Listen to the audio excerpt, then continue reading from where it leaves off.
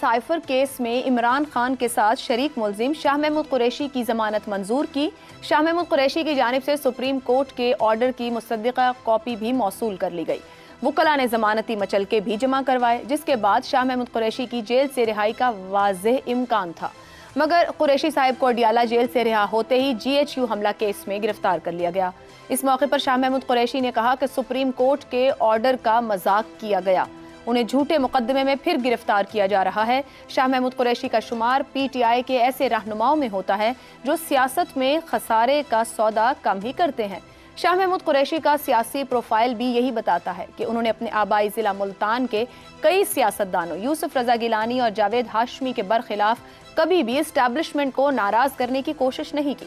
मुशर्रफ दौर में भी पाकिस्तान पीपल्स पार्टी के साथ वफादार रहने वाले शाह महमूद कुरैशी जब 2011 में PTI में शामिल हुए तो सियासत के पंडितों को समझ में आ गई कि अब PTI को एस्टैब्लिशमेंट की सपोर्ट मिल रही है, और इसका बड़ा सबूत शाह महमूद कुरैशी का PTI में शामिल होना है।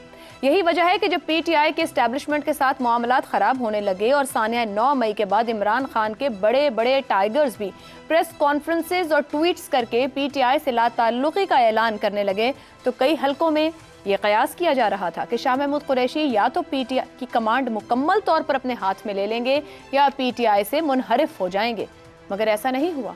अब साइफर केस में सुप्रीम कोर्ट की जमानत के बावजूद शाह महमूद कुरैशी को 9 मई वाकयात पर गिरफ्तार कर लिया गया है।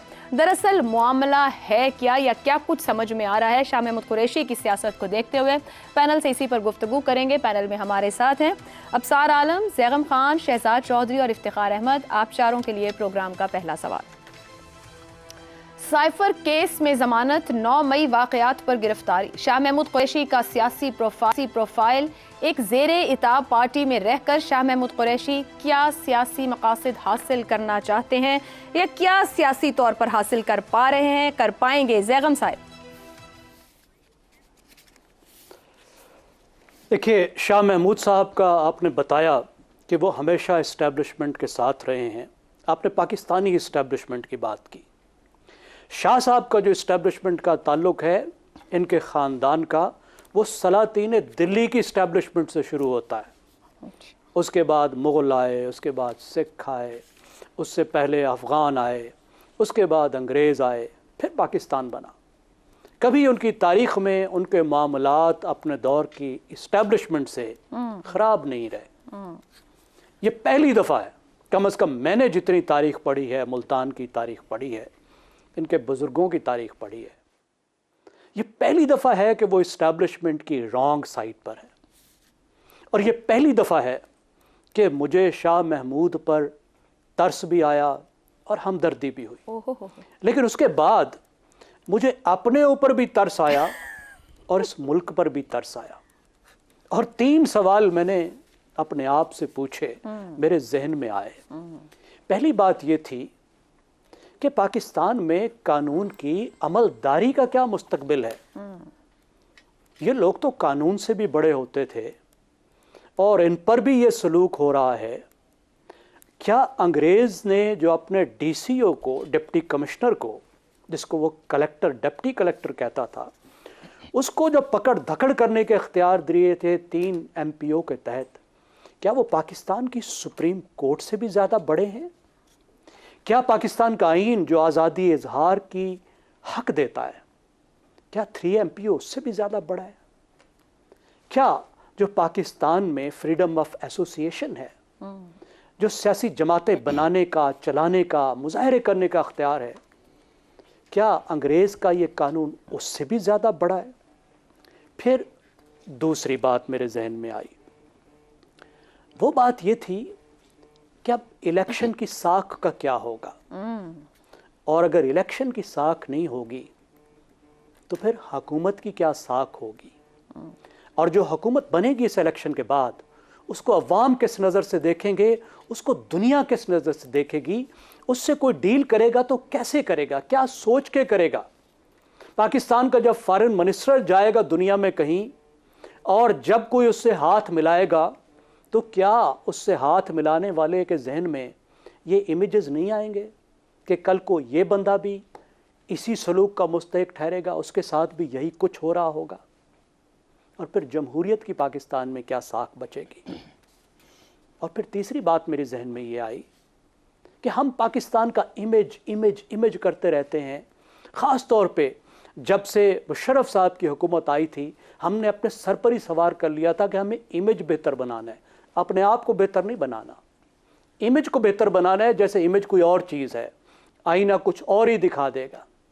तो अब पाकिस्तान के उस इमेज का क्या बनेगा, दुनिया हमें किस नज़र से देखेगी। तो ये सवाल तो है शाह महमूद कुरैशी से बड़ा। लेकिन अगर हम शाह महमूद कुरैशी पर वापस आएँ तो शाह महमूद कुरैशी साहब का जो अपना ख्वाब था वो तो वैसे ही चकनाचूर हो गया। ठीक। इमरान खान ने अपनी सीट पर एक गुमनाम वकील को बिठाकर, जो सिर्फ साल पहले पीटीआई में आया था, शाह महमूद साहब के तो सारे ख्वाब चिकनाचूर कर दिए।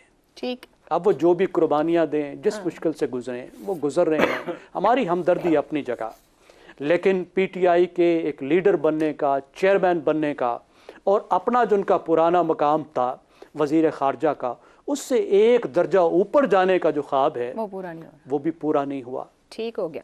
और उनके भाई ने जो एक दफ़ा बताया था कि वादा ये किया गया था कि इमरान खान की बात तो इमरान खान तक है, इसके बाद आपकी बारी लगेगी। मुझे लगता है इनके साथ अगर कोई ऐसा वादा किया गया था तो वो भी शायद पाए तकमील को नहीं पहुंचेगा। चलें जी, ख्वाब तो बहुत रहे, ताबीर मुश्किल नजर आती है, कुर्बानियां दे रहे हैं शाह महमूद कुरैशी। इफ्तिखार साहब, थोड़ा सा और इस बात को खोलते हैं। एक परवेज़ इलाही साहब भी हैं, पीटीआई के सीनियर लीडर हैं, शाह महमूद कुरैशी भी हैं, दोनों का प्रोफाइल अभी हमारे सामने। कुरैशी साहब की बात हुई, मदद मिलने पर पीटीआई को कंट्रोल करने की कोशिश कर सकते थे, नाकामी रही, वो हालात नहीं बने। क्या 99 के बाद चौधरी परवेज़ इलाही इस खानदान के ज़रिए नून लीग को कंट्रोल किया गया था, क्या मदद फराहम नहीं की गई या सिरे से इसकी कोशिश ही नहीं की गई कुरैशी साहब को लेकर और पीटीआई को? किसने मदद फराहम करनी थी? एस्टेब्लिशमेंट ने। मदद फिर इंतजार कीजिए। फिर आपको लगता है अभी मदद मिलेगी कुरैशी साहब को? नहीं, आप इंतजार कीजिए। मुझे तो ऐसी चीज़ों में ना यकीन मैं रखता हूँ ना मैं इनमें ये आपने क्या कहानी शुरू की आज? जमानत हुई सुप्रीम कोर्ट से एक मुकदमे में वो नामजद हैं, गिरफ्तारी ना की जाती। गिरफ्तारी करने का ढंग गलत था, तरीकाकार गलत था, जो फुटेज बनवाई गई वो गलत थी। फुटेज कौन बनवा रहा है? कौन वो लोग हैं जो इन जगहों पे मौजूद हैं? कौन लोग हैं जिनकी फुटेज फिर फराहम की जाती है अदारों के ज़रिए स्क्रीनों के लिए? ये वही जिसका आप तवक्को कर रही हैं, इस्टेब्लिशमेंट की आप बात करती हैं। तो इस्टेब्लिशमेंट तो हर जगह है, इस्टेब्लिशमेंट दोनों तरफ नहीं खेल सकती। अच्छा, इस्टेब्लिशमेंट अपने मुफादात का तहफ़्फ़ुज़ करती है। आप और मैं कौन है? हम तो खामखा हैं। असल चीज़ तो इस मुल्क में हुक्मरानी जिनके पास है उनके पास है। ये अभी इतनी बातें की गई, सलातीन दिल्ली और मुग़ल और सिख और अफ़गान और ये, और फिर साथ ही उसको कह दिया गया कि बहुत मज़लूम है बेचारा। पहले हम फैसला कर लें हम चाहते क्या हैं। क्या हम जो मुकदमात हैं उनकी पैरवी न करें? मैं ये उस पर एतराज़ है जिस तरीके से आज किया गया।